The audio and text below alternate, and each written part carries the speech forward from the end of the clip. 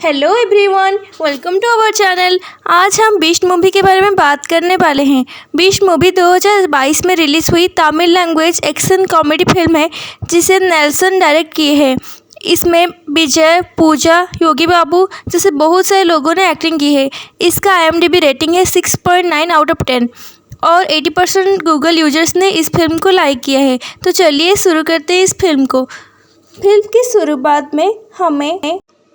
शुरुआत में हमें वीर को दिखाया जाता है जो कि एक रॉ एजेंट है और वो 3 महीने से एक मिशन के लिए यहाँ पर आया हुआ है और उसे ऊपर से ऑर्डर मिलता है कि आज फाइनली वो दिन आ गया है जब वो मिशन कर सकता है। अब हम देखते हैं कि उसके सामने एक छोटी सी बच्ची का गुब्बारा फूट जाता है और जिसे चुप करवाने के लिए वीर उसे 2 नए गुब्बारे दिलाता है। उसको कुछ देर बाद ही उसे इन्फॉर्मेशन मिलता है कि उमर फारूक यहाँ आने वाला है। उसे ऊपर से ऑर्डर मिलता है कि आज वो वही मिशन को रोक दे, पर वो किसी की नहीं सुनता और वो अपने मिशन के लिए चला जाता है। उसका मिशन था कि उमर फारूक नाम के एक टेररिस्ट को पकड़ना और वो एक आदमी तरह वहाँ जाता है और एक जामर फिट कर देता है ताकि किसी भी टेररिस्ट को इन्फॉर्मेशन लीक कर ना सके।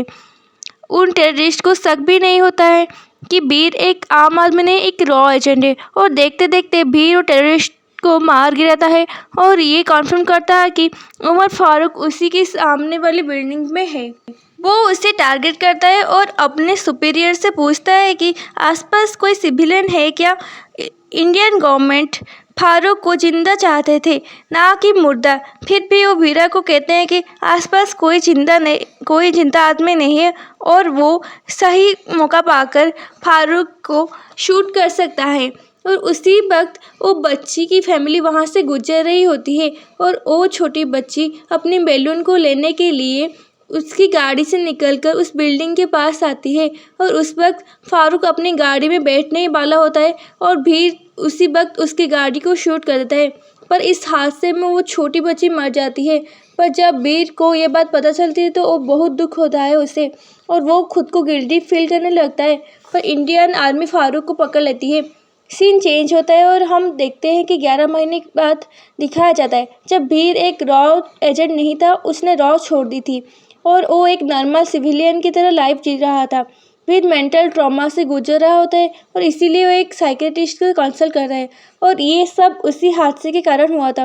वो डॉक्टर वीरा को मन बहलाने के लिए उसे एक शादी में ले जाते हैं जहाँ वीर की मुलाकात प्रीति नाम की एक लड़की से होता है और प्रीति वीरा के पीछे ही पड़ जाती है। असल में प्रीति की सगाई हो चुकी थी पर उसे वो लड़का पसंद नहीं था। वो वीर को अपने दोस्तों से मिलाती है और कहती है ये देखो, ये है हस्बैंड टाइप मटेरियल। फिर वीरा और प्रीति मिलकर डांस करते हैं। ये गाना एक्चुअल में बहुत अच्छा है, सबको एक बार ज़रूर सुनना चाहिए। फिर वीरा वहाँ से देखता है कि एक छोटी बच्ची थी जो रो रही थी, उसका पिता उसे संभाल नहीं पा रहा था तो वीरा उससे लात मारता है क्योंकि उसकी मेंटालिटी अनस्टेबल था और वो खुद उस बच्ची को चुप करवाता है। फिर वीरा और प्रीति जाकर वॉशरूम में बात करने लगते हैं।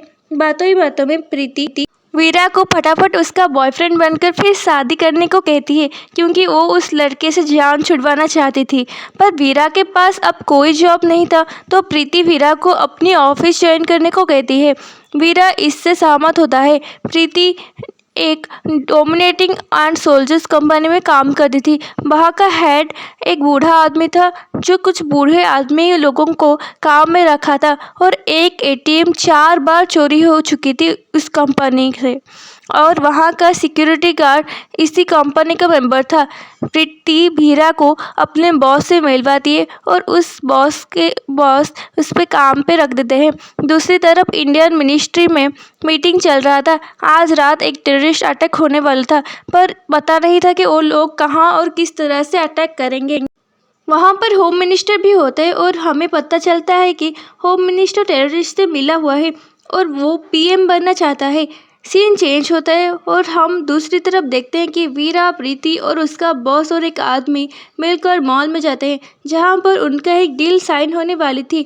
पर कुछ मिस्टेक की वजह से वो डील साइन नहीं हो पा रही थी। जब वीरा मॉल पहुंचता है तो उसे कुछ गलत होने का एहसास होता है।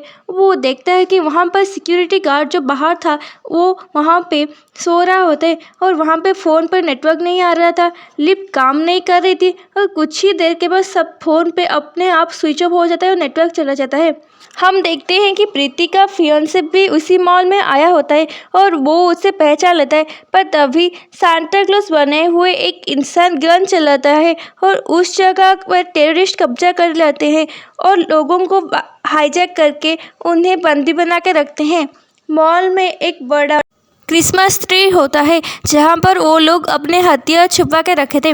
प्रीति, वीरा, उनके बॉस और कुछ लोग छुपकर एक जगह जाते हैं और वहाँ पर छुप जाते हैं। ये खबर अब तक न्यूज़ में दिखाई जा चुकी थी और ये खबर दिखाया जाता है कि चेन्नई के किसी मॉल में टेररिस्ट ने कि लोगों को हाईजैक करके रखा है। गवर्नमेंट इस केस को सॉल्व करने के लिए एक इंसान को हेड बनाता है, तभी उसका नाम इफ्तार होता है। इफ्तार के पास होम मिनिस्टर आता है और उससे पूछता है कि उस टेररिस्ट क्या चाहते हैं, उन लोगों से पूछो उन्हें। तो वो लोग टेररिस्ट को कॉल करते हैं तो उनके हेड उमेर सैफ कहता है वो अपने बड़े भाई फारूक को छोड़ दे जिससे वीरा ने कभी अरेस्ट किया था। तो अल्ताफ कहता है हम गवर्नमेंट से बात करके आपको बताएंगे।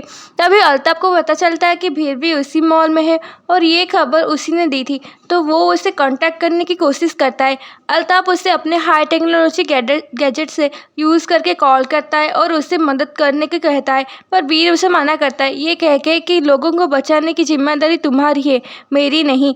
मैं तो अपनी गर्लफ्रेंड की साइड में आराम से बैठा हूँ और मना कर देता है। कुछ देर बाद उसे एक छोटे बच्चे की रोने की आवाज़ सुनाई देता है, पर वो खुद को कंट्रोल करता है और वहीं पर बैठा रहता है। पर वो ज़्यादा देर तक खुद को कंट्रोल नहीं कर पाता और वो अपने कमरे से झांक कर देखता है। वहाँ पर एक प्रेग्नेंट वुमेन अपनी बच्ची को एक एस्केलेटर से बाहर निकालने की कोशिश कर रही थी, पर वहाँ पर एक टेररिस्ट उन्हें टॉर्चर कर रहा था। ये देखकर वीर को बहुत गुस्सा आता है और वो उस टेररिस्ट को जान से मार देता है और वो उसका सर धड़ से अलग कर देता है और वो सर होम मिनिस्टर के पास आता है। वो होम मिनिस्टर और अल्ताफ पास पहुंचता है। ये देखकर अल्ताफ की हिम्मत आता है।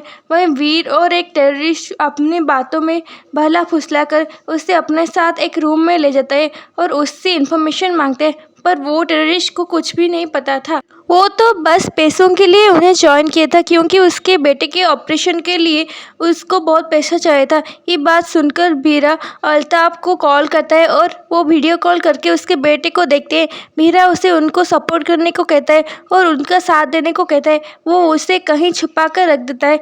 फिर वीरा चालाकी से साथ दो टेररिस्ट को मार गिराता है और फिर वो अपने कपड़े को पहनकर उनके कपड़े से चेंज करके उन कैद लोगों के बीच जाकर बैठ जाता है। वहाँ पर वो दो टेररिस्ट को और मार देता है और वहाँ के लोगों को दूसरे कमरे में पहुँचा देता है, पर जब वो चाह रहे थे तब बाल बाबा फंस जाता है क्योंकि वो पकड़ा जाता है और फिर उमर सैफ टेररिस्ट को वहाँ पर भेजता है वो दूसरे कमरे में। दूसरी तरफ उमर सैफ होम मिनिस्टर के बीबी और बच्चे को किडनैप कर लेता है। ये खबर वो टेररिस्ट ही कॉल करके इंडियन मिनिस्ट्री को देते हैं।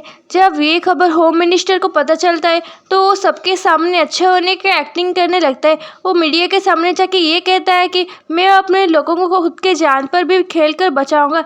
दूसरी तरफ ना चाहते हुए भी गवर्नमेंट को फारूक को छोड़ना ही पड़ता है क्योंकि अब बात होम मिनिस्टर की फैमिली के ऊपर आ गई थी।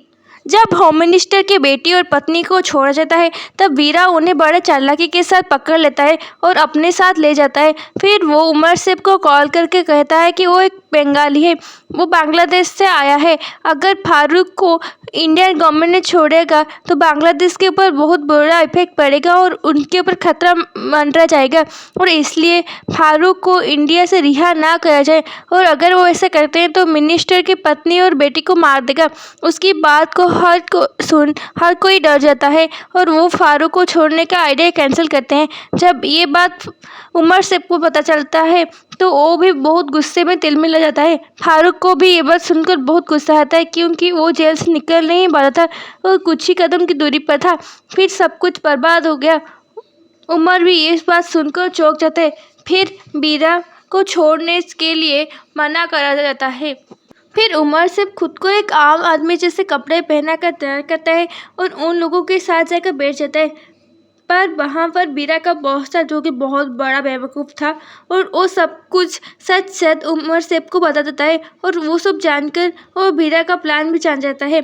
सब फिर उमर सेब बीरा को ना होने का फ़ायदा उठाकर उस गद्दार के पास जाता है जो उसने इन्फॉर्मेशन दिया था और अपने लोगों को उसके बेटे के पास भेजता है।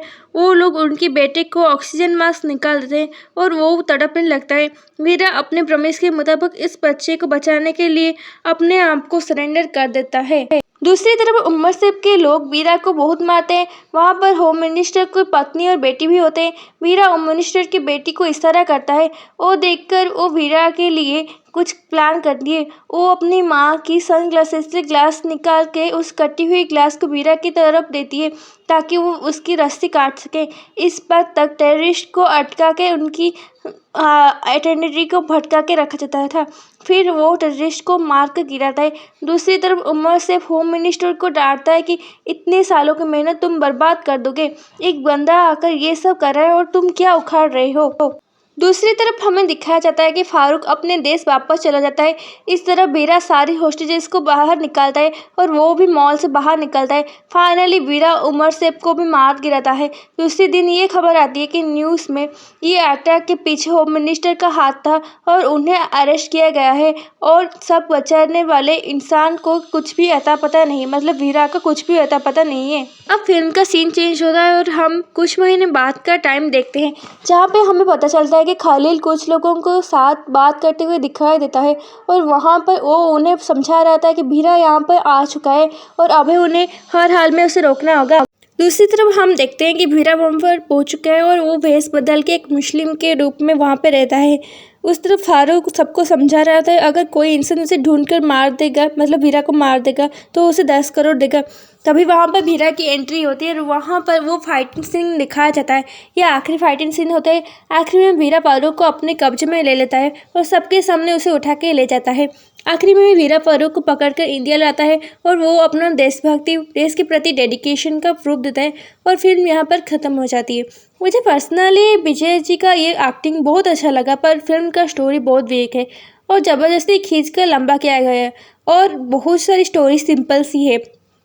आप कमेंट में लिख के बता सकते हैं कि फिल्म आपको कैसी लगी और ये वीडियो आपको कैसा लगा। अगर पसंद आए तो लाइक करना और प्लीज़ सब्सक्राइब करना। आपकी एक पसंद हमें बहुत आगे तक बढ़ा सकता है। Thank you very much for watching.